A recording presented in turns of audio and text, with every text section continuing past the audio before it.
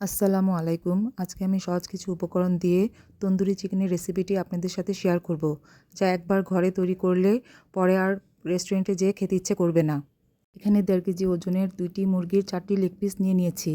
Leg পিসগুলোকে একটি ছুরির সাহায্যে উপরের দিকে 3টি ও নিচের দিকে 3টি করে আমি কেটে নিয়েছি। এখন লেগ পিসগুলোকে ভালোভাবে ধুয়ে পরিষ্কার করে নিয়ে নিয়েছি।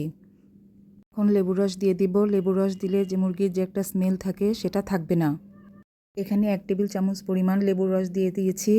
এখন ভালোভাবে মেখে আমি 10 মিনিটের জন্য রেস্টে রেখে দিব।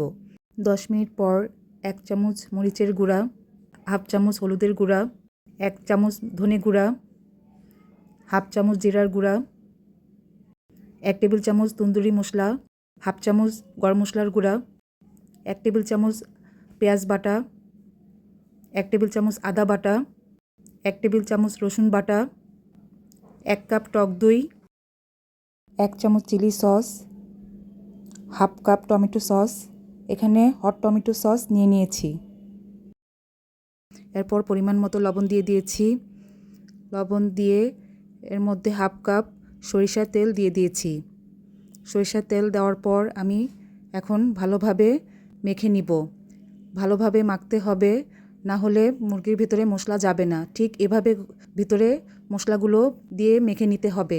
যত ভালোভাবে মাখা হবে মুরগির ভিতরে মশলাটা তত ভালোভাবে ঢুকবে। এভাবে 15 থেকে 20 মিনিট আমি ভালোভাবে মেখে নিয়েছি। আপনারাও চেষ্টা করবেন ভালোভাবে মেখে নিতে। এরপর ঢাকনা দিয়ে ঢেকে আমি ফ্রিজে রেখে দিব। আগের দিন করলে খুবই ভালো হয়, আর না হলে আধা ঘন্টার জন্য রেখে দিবেন। পরের দিন আমি ফ্রিজ থেকে নামিয়ে নিয়েছি।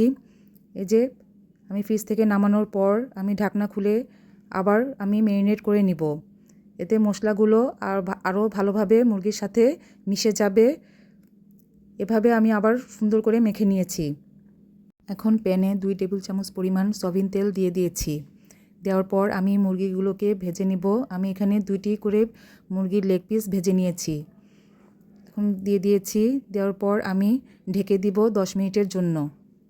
10 মিনিট পর ঢাকনা উঠিয়ে আমি একে করে লেগ পিসগুলো উল্টিয়ে দিব। এখানে চুলার আঁচ লো আঁচে রাখতে হবে, না হয় মুরগিগুলো পুড়ে যাবে। এরপর আবার আমি ঢেকে দিব। আবার ঢাকনা উঠিয়ে আবার উল্টিয়ে দিব। উল্টিয়ে দেওয়ার পর এখানে দেখুন আমার কত সুন্দর কালার এসেছে। এখানে আপনারা চাইলে তেল ব্রাশ করে নিতে পারেন, কারণ আমার এখানে তেল ব্রাশ করার প্রয়োজন হয়নি। দেখুন কত সুন্দর কালার এসেছে। এভাবে আমি সবগুলো লেগ পিস ভেজে নিয়েছি।